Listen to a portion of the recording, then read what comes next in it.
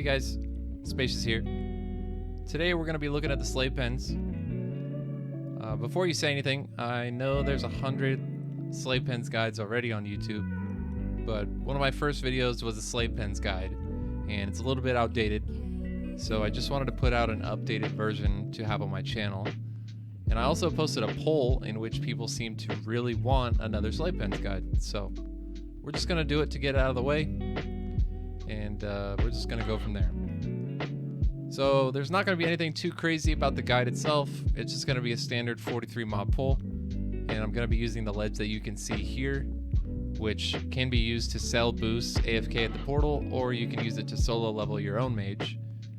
Typically most male character models can do this spot. If you have a female character model, you're going to have to do it somewhere else. But that's basically it. Thank you guys all again for all the support. If this helps you out, please like and subscribe, and drop a comment with what you'd like to see in the future.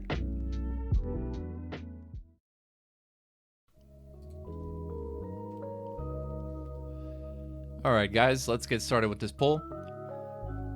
It's just going to be a standard pull, nothing too crazy, but I am going to walk you through it just in case you either need a refresher or you've never done it before. So in this first room, you have two things to pull, and they are both crab packs. You're going to pull them both with a rank 1 blizzard.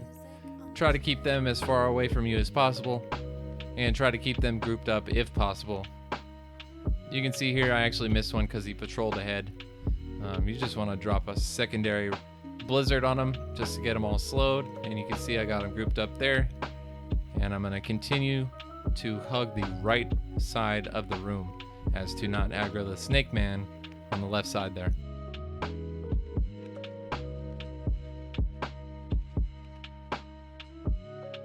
When you get here, you want to drop a Nova, and I like to LOS around this corner so I don't get frostbolted, blink straight away, refresh my shields, and just keep it moving. Alright, I'm going to pause it because once you get to this point, you kind of have a few decisions to make. So what really comes into play here is the position of this patrol. Most of the time it's going to be exactly where it is right here, but sometimes it does vary depending on how much time you spent in the beginning of the dungeon. Your goal is to pull the crab pack in the back, the patrol, and the stationary group of mobs on the right here. It can get a little bit tricky with the patrol being in different positions, but your main goal is to pull the crabs in the back first, then the group on the right, and the patrol last.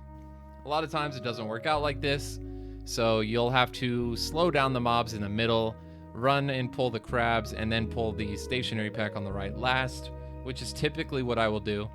I'm going to show you what I did in this particular run, and hopefully you can apply that to your own runs, and you can just be adaptive and figure out what works for you. But this is what I do, so let me show you that. Okay, so I run up and I rank 1 blizzard this group in the back, but I accidentally pull the patrol in the middle, so I have to Nova them. I actually missed one of them. I blizzard the group in the back, drop a cone of cold, and then I slip on the ice. Pretty unfortunate. I have to waste my blink here. Typically you want to blink through the bog stalks right here so you don't take any damage, but as you can see I had to use it, so I just improvised with a jump cone of cold, and then I counterspell the group on the left as always. And another horrible thing happens right here. These guys, one of them actually resists my Nova, so as you can see this run is going pretty poorly, but we managed to improvise and adapt and get through it. That's the great thing about slave pens, is you don't have to be perfect to do it. It's pretty easy. So the next thing is just to kite them through this tunnel with blizzard and try to get them all grouped up, and just kind of keep to this left wall here, because you're going to pull the group on the left, and then you're going to jump onto the ledge, the safe spot, and you're going to do an ice block. So I blizzard the group here, blink over to the ledge, jump on as fast as possible, and then I immediately ice block so I don't take damage when they're running by. As soon as your ice block is over, you want to run around the corner so that you LOS the mobs. If they are still in range, then they will just cast Rain of Fire and Cripple, and you just want them to run away. So I like to LOS there. Wait till they get a little bit of a distance away, and as long as the boss is not in the area, you can go ahead and pull the two groups in the middle as well, and then jump back on the ledge. And that way you don't have to wait for the boss to move up and down.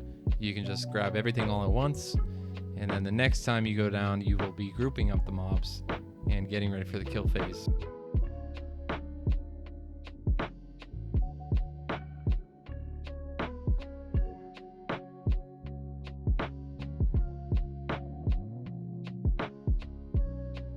You get to right here, your goal is to let them get as close as possible without letting them hit you, so that you have enough time to blink across the room and get over here and start to blizzard the ones in the back. You're just trying to get them all in one big clump to make your kill phase easier. And this corner right here is actually a really good spot to do it. They'll get hit multiple times when they're on the ledge and also when they're on the ground. So you don't really even have to move if you can get to this spot. If you have to kite them back a little bit so that they don't hit you, then do that.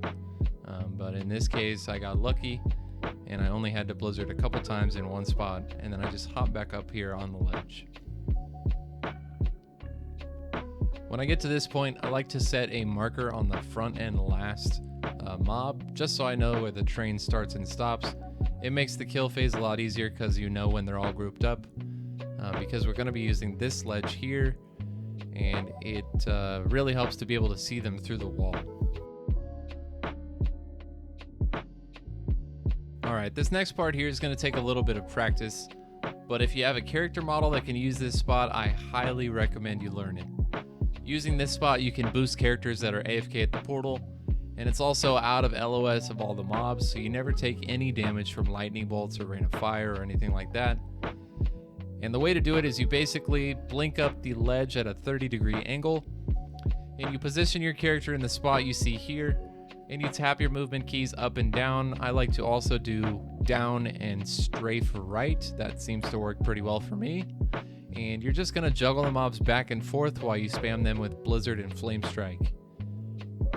As I said, it's gonna definitely take some practice if you've never done it before. Then there's still some times when I have a problem keeping the mobs together or I'll fall off the ledge. But for the most part, now that I've got it down, I'm pretty much never gonna go back to any other way of doing slate pens. This is clearly the superior way to level, and this is definitely the way to sell boosts. And if you have the character model that can do it, spend the time to learn it. You won't regret it, I promise. So the only thing left to do now is to group the mobs up, and then I'll just speed up the kill phase.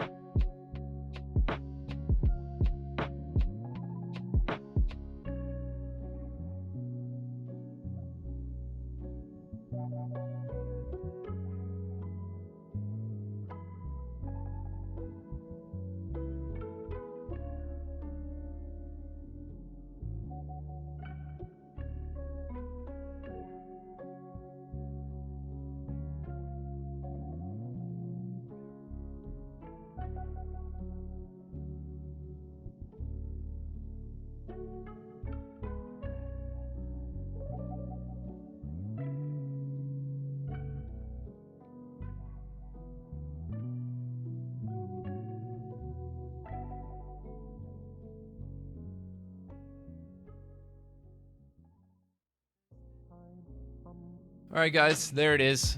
As you can see by the clip here, I get an average of about 2200 experience per kill at level 64.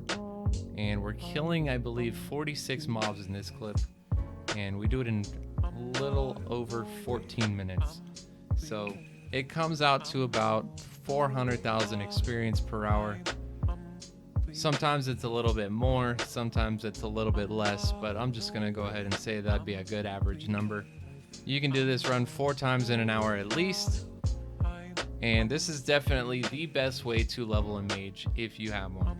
If you're able to do this method, if you have a male character model, then you can do this method and you can get some insane experience. I think I actually do pull up my Nova instance tracker. You can see right here. It's well over 400,000 experience per hour, but we're just gonna round it down just to kind of factor in things like making mana gems, resetting the dungeon, things like that. So there it is, guys. there's my guide, updated for the slave pens. Hope you enjoyed it. Please drop a like on the video if you did. Please sub to the channel if you want to see more like this in the future. And drop a comment below if you got something you want to see and I haven't done it yet. Let me know. I want to try it. I'm looking for new stuff, guys, so put it down there in the comments. Write a nice little comment and say, hey, check this out, and I will. Alright, guys, that's all I got for you. Thank you so much again, and I'll see you in the next one. Peace.